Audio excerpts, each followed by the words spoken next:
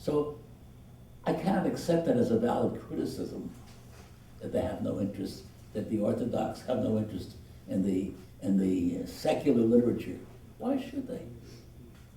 First of all, they have a secular literature of their own.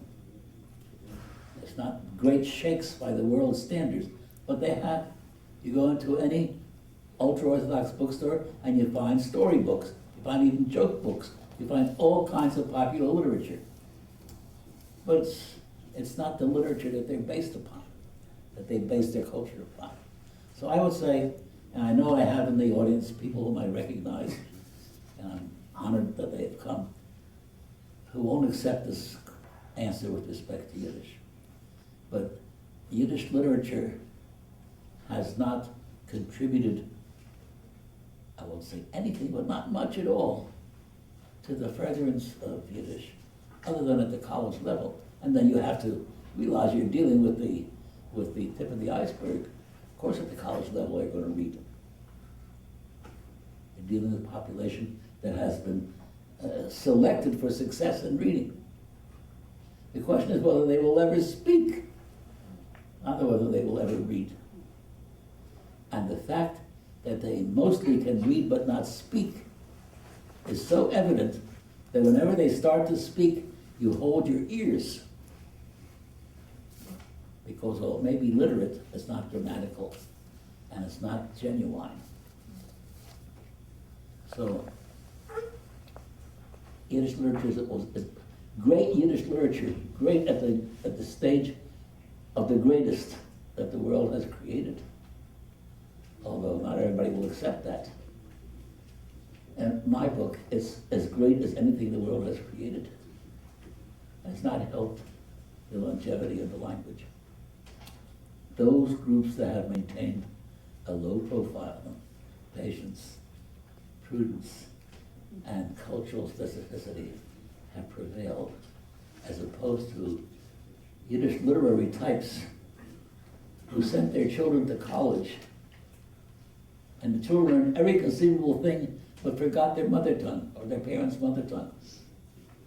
What help was Shlomo Lechem and Peretz and Mendel Mechasvim to them? Or Gladstein, or anything. That's not the basis on which the natural life of a language maintains itself. I've just written a book on literacy, and I believe in literacy. I believe in understanding literacy. I believe in understanding the conflict that literacy engenders. How come that the place where the most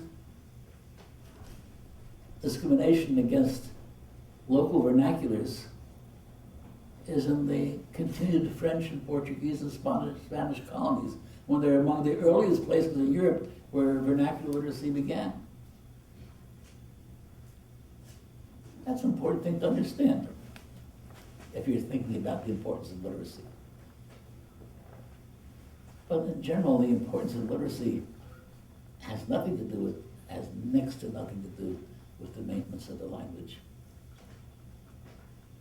I have to be convinced otherwise. Well, I take that very much to heart, since sitting next to you here is someone whose family sent him out to learn everything under the sun, but somehow forgot to pass on Yiddish.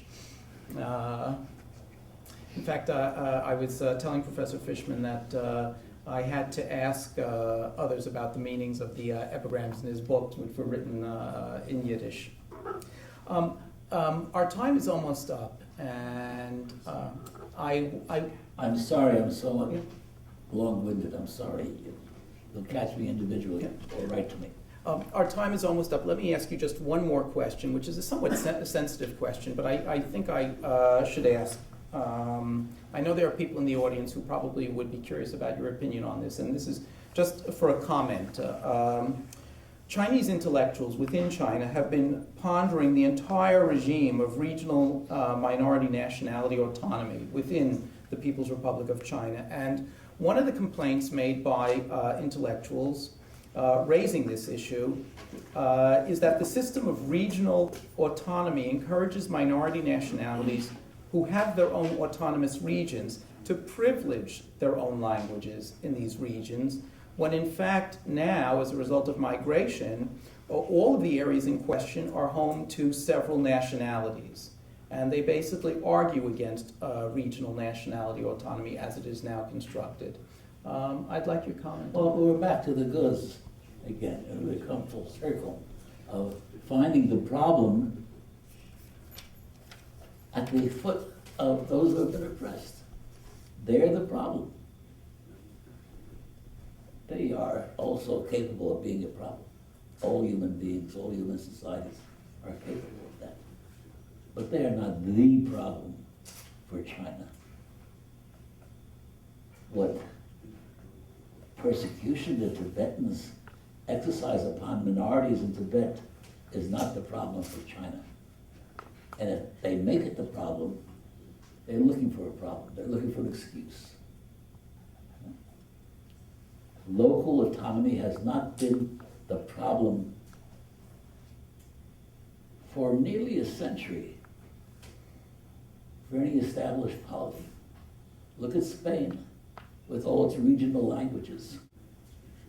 Look at South Africa with 11 regional languages. It is not, I don't know whether South Africa will continue that. It was a wonderful experiment. For an English-speaking country,